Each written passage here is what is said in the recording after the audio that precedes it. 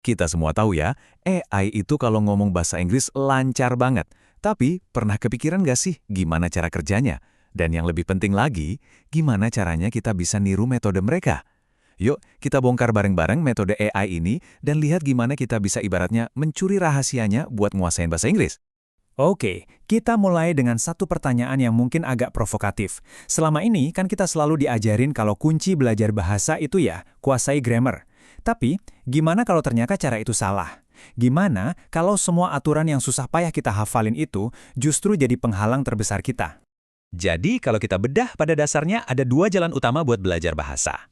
Di satu sisi ada cara lama yang kita semua kenal yang basisnya aturan. Terus di sisi lain ada cara baru yang terinspirasi dari AI yang basisnya adalah input. Nah, mari kita lihat bedanya satu persatu. Pertama-tama, yuk kita bahas dulu masalahnya. Kenapa sih metode belajar tradisional yang isinya cuma aturan dan hafalan itu sering banget gagal bikin kita benar-benar lancar ngomong? Jadi, apa itu pembelajaran berbasis aturan? Ya, inilah metode yang kita semua tahu. Sengaja duduk dan belajar grammar. Mungkin kamu pernah nonton video di YouTube tentang bedanya will sama going to, atau pusing ngapalin daftar phrasal verbs. Kedengarannya produktif banget kan? Tapi disinilah letak masalahnya. Dan ini dia masalah utamanya. Bahasa Inggris itu nggak rapih, rumit, dan penuh pengecualian. Aturan yang kita pelajari itu seringnya versi yang terlalu disederhanakan. Contoh gampangnya, present continuous tense. Kita diajarin kalau itu buat kejadian yang lagi berlangsung sekarang. Tapi nyatanya, tense ini bisa dipakai buat ngomongin rencana masa depan atau bahkan buat ngeluh soal kebiasaan orang. Nah loh, jadi aturannya sendiri aja udah bikin bingung. Nah, kutipan ini bener-bener ngena banget. Karena bahasa Inggris itu rumit, yang sering diajarkan di kelas itu versi simpelnya. Hasilnya apa? Kita mungkin ngerasa jago pas ngerjain soal pilihan ganda. Tapi begitu dengar native speaker ngomong, kita langsung bingung. Bahasa mereka kok kayaknya nggak ngikutin aturan yang kita pelajari ya?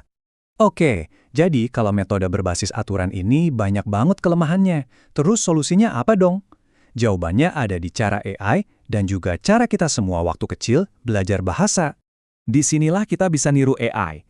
Metodenya disebut pembelajaran berbasis input. AI itu nggak dikasih buku grammar. Sebaliknya, AI itu membaca dan mendengarkan miliaran halaman teks, artikel, dan percakapan nyata di internet. Jadi AI belajar bukan dengan ngapalin aturan, tapi dengan menyerap pola dari data yang super banyak. Dan sebenarnya cara ini adalah cara paling alami di dunia loh. Coba deh inget-inget lagi, gimana kamu belajar bahasa Indonesia dulu? Kamu kan nggak duduk dan ngapalin rumus SPOK kan? Kamu cuma terus-menerus dengerin orang di sekitar ngomong, nyerap semuanya, setiap hari. Prosesnya tuh terjadi secara otomatis. Nah, saat kamu mulai meniru metode ini dan menyerap banyak banget input, kamu bakal mengembangkan sesuatu yang bisa kita sebut kekuatan super. Namanya intuisi bahasa. Apa sih intuisi bahasa itu? Gampangnya, itu semacam firasat atau feeling yang langsung ngasih tahu kamu kalau sebuah kalimat itu kedengarannya alami atau aneh. Kamu nggak perlu lagi mikir, ini gramernya benar nggak ya?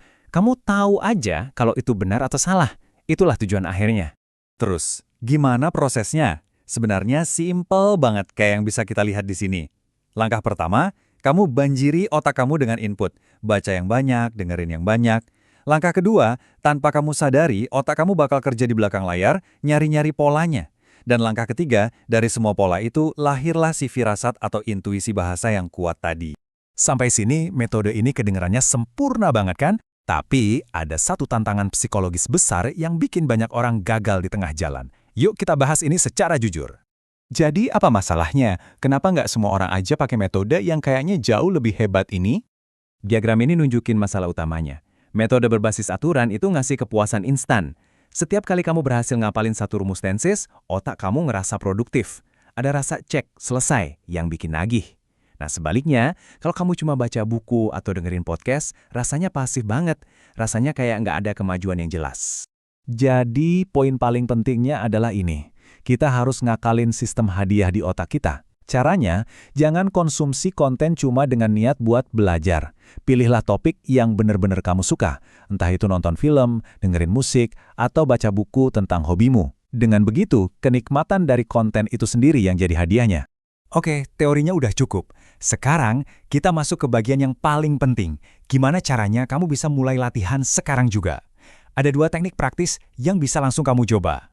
Kita bakal fokus ke dua teknik yang ampuh, yang dua-duanya akarnya dari input, Yang pertama itu teknik meniru, di mana inputnya datang dari native speaker. Yang kedua, kita manfaatin teknologi modern, ngobrol langsung sama AI, di mana respon dari AI itu yang jadi input buat kamu. Pertama, teknik meniru. Caranya gampang banget, puter video pendek, jeda, terus tiruin persis apa yang diucapin, lengkap sama intonasinya. Ini bagus banget buat ngelatih otot bicara kamu, cocok buat pemula. Nah, kalau udah lebih percaya diri, coba deh ngobrol sama AI. Setiap jawaban dari AI itu kan input baru yang berharga. Jadi kamu bisa menciptakan siklus latihan dan input yang nggak ada habisnya. Jadi, pertanyaannya sekarang kembali ke kamu. Setelah tahu semua ini, apakah kamu siap untuk mengubah pola pikirmu, siap untuk berhenti terobsesi dengan belajar aturan, dan mulai fokus untuk menyerap bahasa Inggris dari dunia di sekitarmu, kayak spons?